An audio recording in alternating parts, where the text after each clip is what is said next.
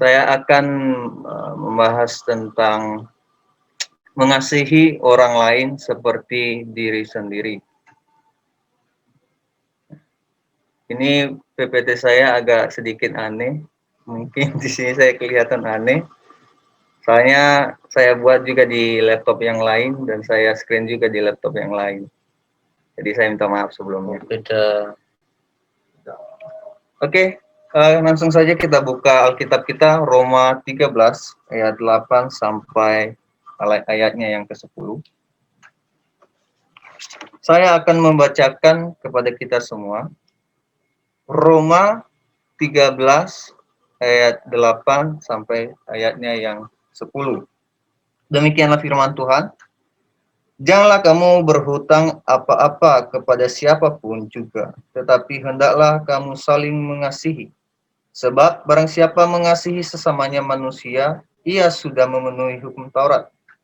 Karena firman, jangan berzina, jangan membunuh, jangan mencuri, jangan mengingini, dan firman lain manapun juga sudah tersimpul dalam firman ini, yaitu kasihilah sesamamu manusia seperti dirimu sendiri. Kasih itu berbuat jahat, kasih tidak berbuat jahat terhadap sesama manusia, karena itu kasih adalah kegenapan hukum Taurat. Nah, yang tema yang saya ambil pada minggu ini yaitu mengasihi orang lain seperti mengasihi diri kita sendiri. Nah, tema ini saya ambil dari ayatnya yang ke-9, yang bagian yang B, yaitu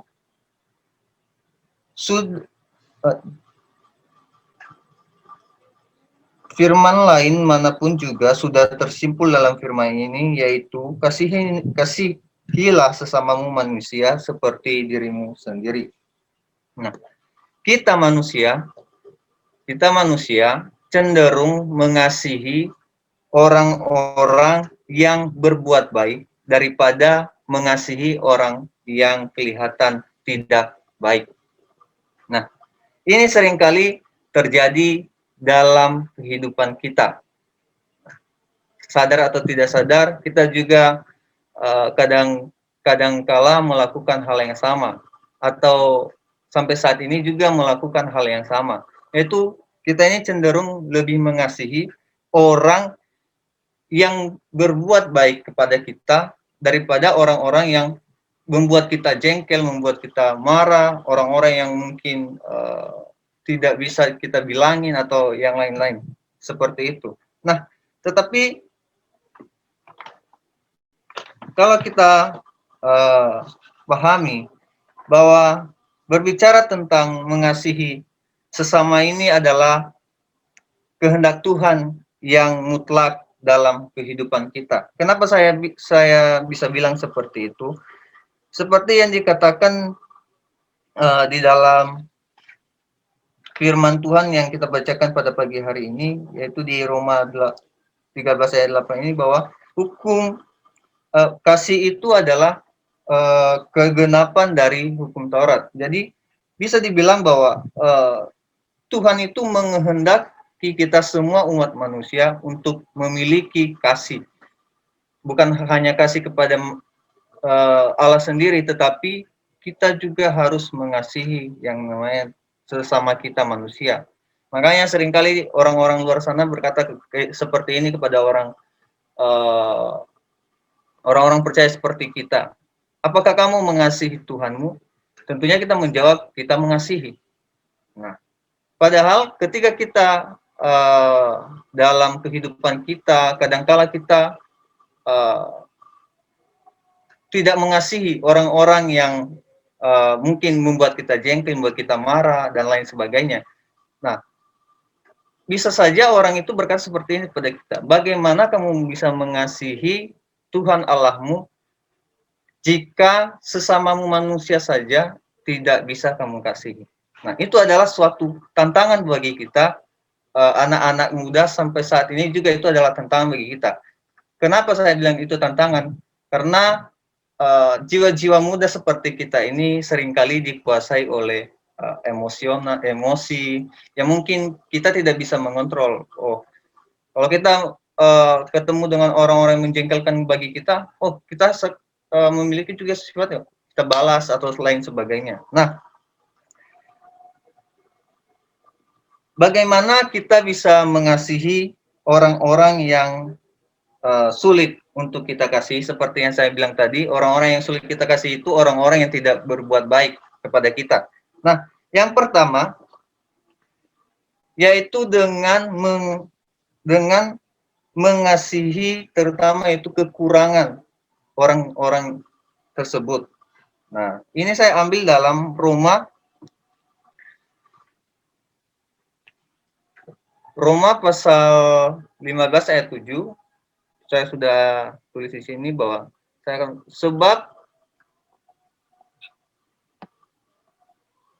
sebab itu terimalah satu akan yang lain, sama seperti Kristus juga telah menerima kita untuk kemuliaan Allah. Nah, ini adalah suatu hal yang harus kita lakukan supaya kita ini mengasihi orang lain, yaitu menerima kekurangan orang lain. Kita ini masing-masing, saya dan saudara masing-masing memiliki kekurangan. Mungkin kekurangan saudara dan saya itu berbeda, tapi manusia itu dari dasarnya memang memiliki kekurangan. Nah, dari kekurangan itu ada banyak hal-hal yang kita tidak sukai, baik terhadap sesama kita, keluarga kita, sahabat kita, dan yang lain. Nah, di sini kita diingatkan bagaimana kita mengasihi orang lain dengan menerima kekurangan mereka. Nah, firman Tuhan sudah berkata bahwa terimalah satu akan yang lain, sama seperti Kristus. Kristus saja telah menerima kita, orang yang berdosa, orang yang seringkali mengecewakan hati Tuhan, tetapi dia tetap menerima kita, tetap setia kepada kita, mengasihi kita. Bagaimana dengan kita? Apakah kita mengasihi orang lain ketika mereka berbuat yang tidak baik kepada kita, ketika kita melihat mereka memiliki kekurangan, lalu kita tidak mengasihi mereka? Apakah itu hal yang baik menurut kita? Nah, tetapi firman Tuhan berkata, terimalah satu akan yang lain. Artinya, kamu harus terima kekurangan orang lain. Sebab Tuhan menerima kekurangan kita. Kekurangan kita apa sih sebagai manusia? Kita ini lemah akan dosa.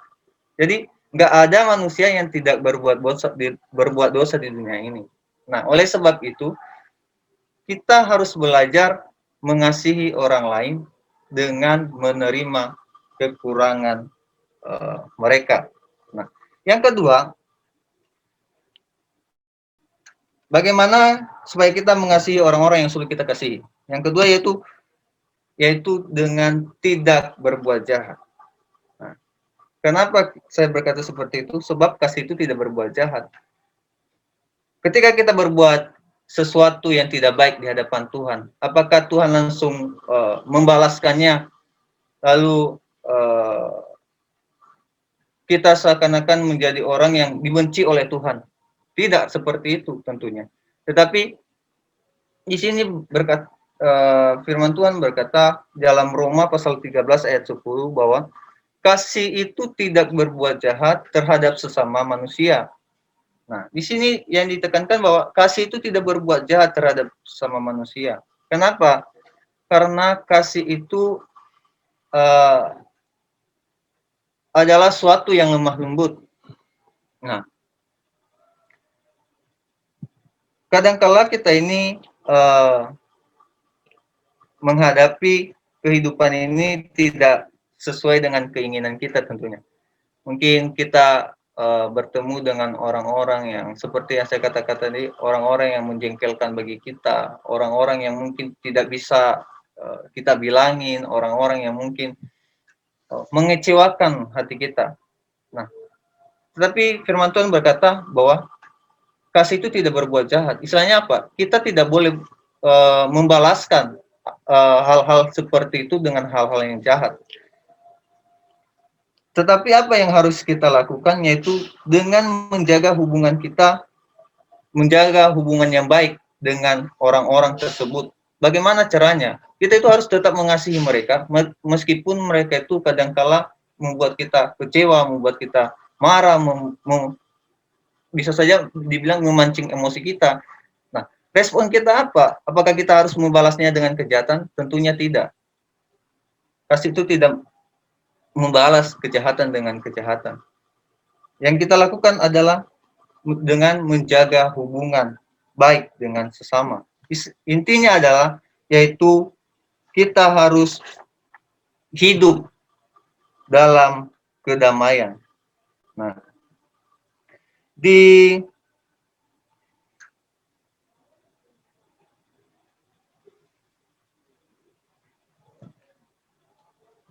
dalam Matius 7 ayat 12 dikatakan bahwa segala sesuatu yang kamu kehendaki supaya orang perbuat kepadamu, perbuatlah demikian juga kepada mereka.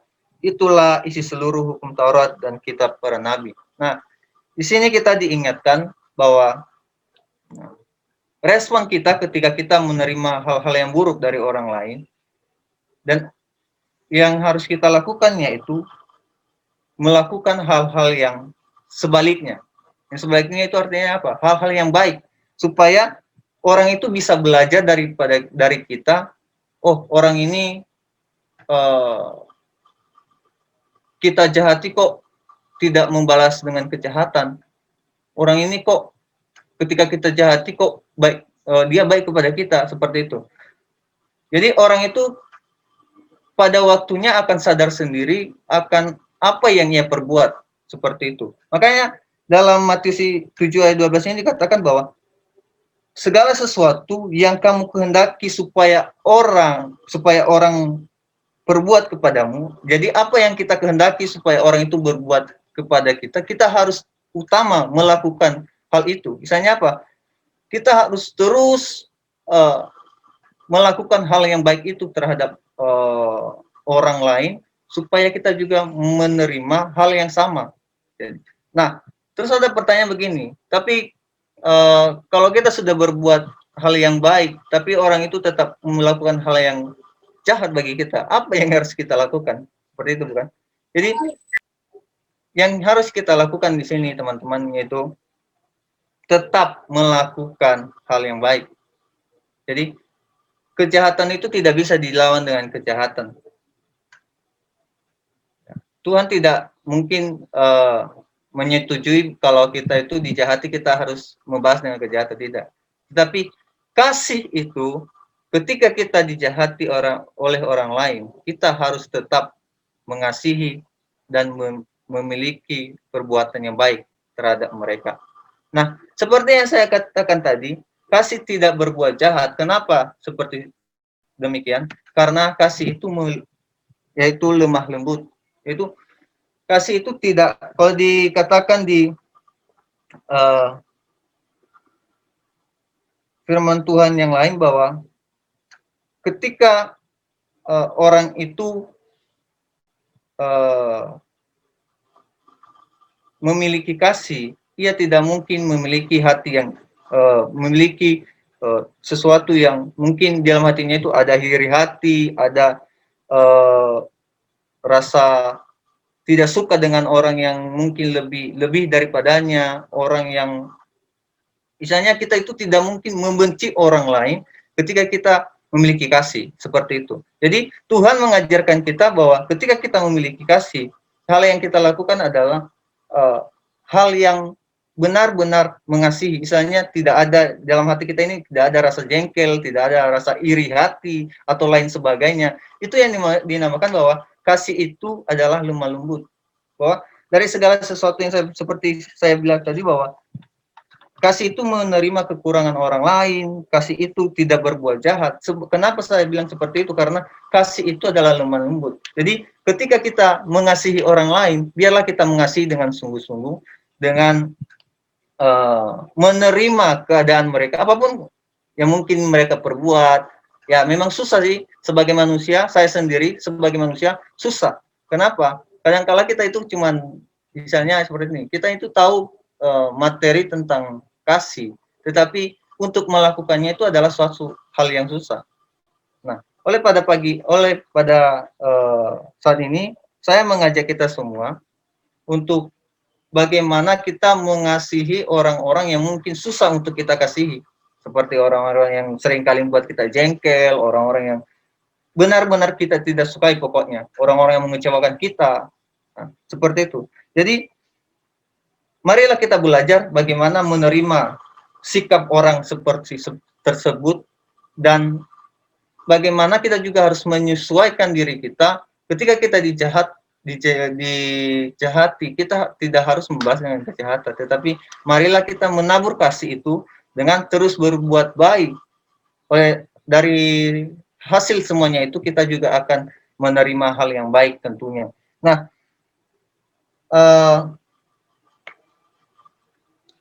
untuk mengakhiri firman Tuhan pada saat ini, saya memiliki satu cerita bahwa sebelum saya masuk ke Surabaya ini, tahun 2017,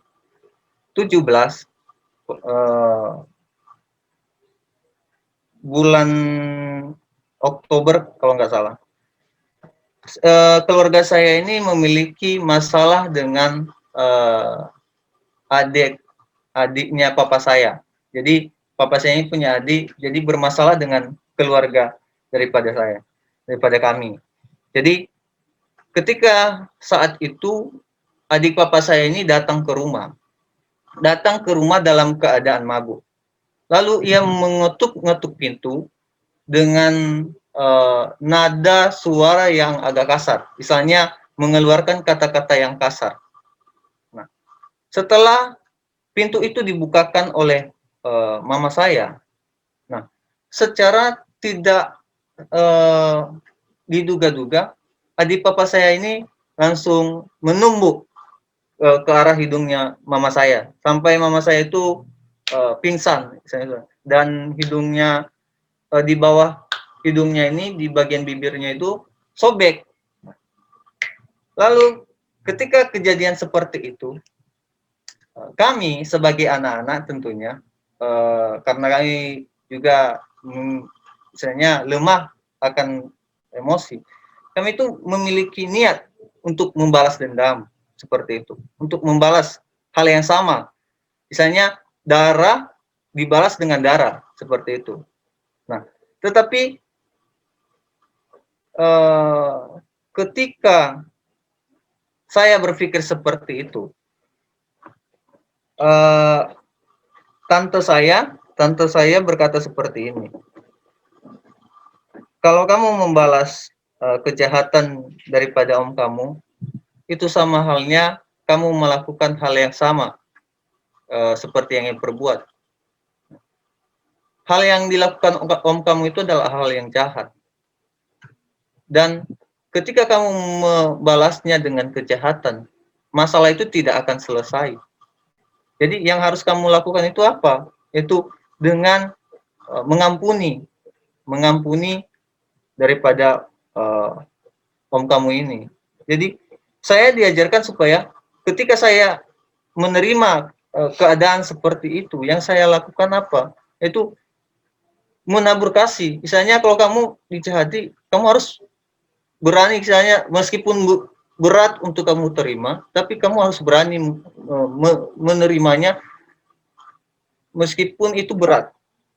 Seperti itu. Jadi kamu mengasihi orang lain, kamu juga harus berani mengampuni dia ketika kamu dijahati. Seperti itu. Jadi kasih itu, seperti itulah yang disebut dengan kasih yang lemah lembut. Ketika hal-hal yang mungkin sulit kita terima dalam hidup kita dari orang-orang yang sekitar kita, marilah kita belajar untuk memiliki hati yang benar-benar mengasihi, yaitu dengan tulus hati. Sebab kasih itu adalah kehendak Tuhan yang mutlak untuk kita lakukan sebagai manusia. Demikianlah firman Tuhan yang bisa saya sampaikan pada pagi hari ini. Saya serahkan kepada Yosua. Oke, terima kasih Kak Agus. Mari kita nyanyikan sebuah lagu sebelum kita berdoa ya. Kasih pasti lemah lembut.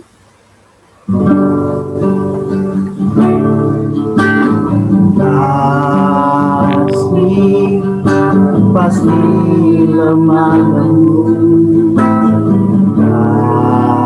Kasih pasti memaafkan. Kasih pasti murah hati, kasihmu Tuhan. Ajarilah kami ini saling mengasihi. Ajarilah kami ini saling mengampuni. Ajarilah kami ini kasih-Mu ya Tuhan, kasih-Mu tulus tiada batas. Ajarilah kami ini saling mengasihi. Ajarilah kami ini saling mengampuni. Ajarilah kami ini kasih-Mu ya Tuhan, kasih-Mu tulus tiada batasnya. Kasih-Mu tulus tiada batasnya. Terima kasih Tuhan, kami bersyukur buat firman Tuhan telah kami dengarkan pada hari ini untuk mengajarkan kami mengasihi orang lain seperti kami mengasihi diri kami sendiri. Terima kasih Tuhan, dan kami percaya Tuhan yang memampukan kami untuk kami bisa melakukan firman Tuhan, mengasihi orang-orang siapapun mereka Tuhan, bahkan orang-orang yang membenci kami sekalipun, kami mampu mengasihi mereka, mengucapkan berkat bagi setiap mereka. Terima kasih Bapak, berkati Kak Agus yang telah menyampaikan firman Tuhan bagi setiap kami, urapi hamba-Mu, pakai lebih lagi apa yang menjadi kerinduannya, cita-citanya Tuhan yang tolong, pergumulannya Tuhan yang tolong, maka segala kebutuhan dia untuk menyelesaikan sekolahnya, untuk menyelesaikan studi di STT Happy Family, Tuhan yang tolong semuanya. Dan kami percaya Tuhan sudah menyediakan masa depan yang penuh dengan pengharapan kepada Agus. Terima kasih Bapak, terima kasih Tuhan. Kami bersyukur menerangkan firman Tuhan telah kami terima pada hari ini. Dalam nama Tuhan Yesus Kristus berdoa yang diberkati oleh Tuhan. Mari sama-sama kita katakan amin. Oke, selamat pagi. Terima kasih untuk Agus yang sudah menyampaikan firman Tuhan. Terima kasih. Halo teman-teman. Erik, Jessica, William, selamat datang. Oh, ini ada Kasonya. Kasonya ini juga mahasiswi STT Happy Family. Ini banyak yang nggak bisa hadir ya. Oh, ada Kak Meman juga. Oke, ya mungkin ini mungkin masih ada yang tiduran gitu ya. Ini hari Minggu libur gitu kan ya. Oke, nggak apa-apa teman-teman. Kakak berharap yang ada ini tetap setia, jangan pernah putus asa gitu ya, jangan pernah kecewa, merasa tawar hati gitu ya. Tapi kita tetap semangat dan kita percaya nanti Tuhan akan menggerakkan anak-anak remaja yang lain, teman-teman kita, untuk mengikuti ibadah bersama-sama dengan kita. Oke, untuk minggu depan kita kembali ibadah secara online via Zoom ya, jam 9. Tolong diingatkan teman-teman yang lain ya, teman-temannya. Tolong boleh ajak saudara, boleh ajak kenalan, boleh yang masih remaja boleh. Itu oke, nggak apa-apa meskipun kita ini FC, tapi nggak apa-apa kita ajak. Ini kan kesempatan kita juga untuk bisa berfellowship bersama dengan teman-teman dari gereja-gereja lain gitu ya, nggak apa-apa, ajak aja gitu ya. Oke, itu aja pengumuman dari kakak. Happy Valentine Day, selamat hari kasih sayang bagi kita. Semoga hari ini diingatkan kembali untuk kita tetap memiliki kasih ya, bukan hanya hari ini tetapi hari-hari kedepannya dan selama-lamanya kita tetap hidup dalam kasih, mengasihi sesama dan mengasihi Tuhan. Oke, untuk itu kita akan foto dulu. Silakan teman-teman bisa buka videonya bagi yang bisa, untuk kita dokumentasi terlebih dahulu sebelum kita akhiri ibadah kita. Ayo silakan adik-adik, Jessica, Eric, William. William, how are you William? Wah, ini Eric, Jessica, William ini anak-anak yang setia ya. Oke, yang lain nggak bersedia? Buka videonya. Kak Aris, Oh, Jessica. Jessica dengan siapa ya? Saya lamanya nggak ingat.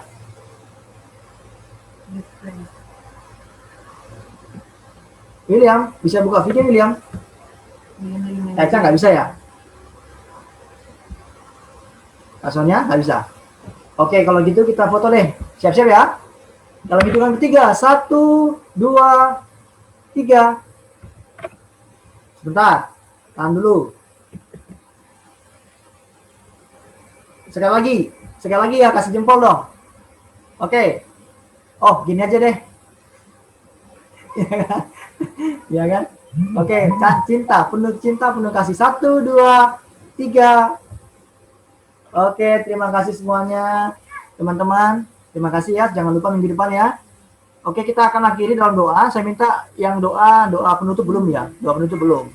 Siapa doa penutup ya? Kak Ruth deh. Kak Ruth, silakan pimpin doa penutup Kak Ruth.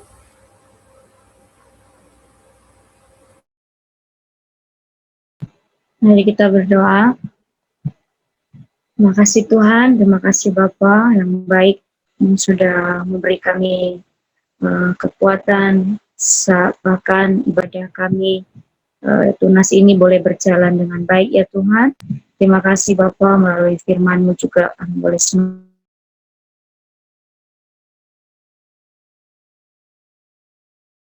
Tuhan Yesus, kami serahkan kehidupan kami Tuhan sepanjang hari ini. Biarlah kami boleh melakukan bagian kami, melakukan apa yang berkenan di hadapan Tuhan. Terima kasih juga memberkati ibadah kami minggu depan, sehingga kami boleh beribadah kembali bersama Tuhan. Kami semakin mengasihi Tuhan, mengenal Tuhan setiap harinya dalam hidup kami. Terima kasih Bapa, inilah hidup kami, menyerahkan ibadah ini Tuhan, hanya dalam nama Tuhan Yesus Kristus. Kami terima berkat, damai sejahtera, sukacita melimpah dalam hidup kami. Haleluya. Amin. Bisa deh semuanya. Thank you ya, Kak Aris, Kak Eca. Berkati Gajo. Iya, Kak Agus, teman-teman. William, Erik, ya. Berkati. Berkati Kak Jo semuanya. Assalamualaikum.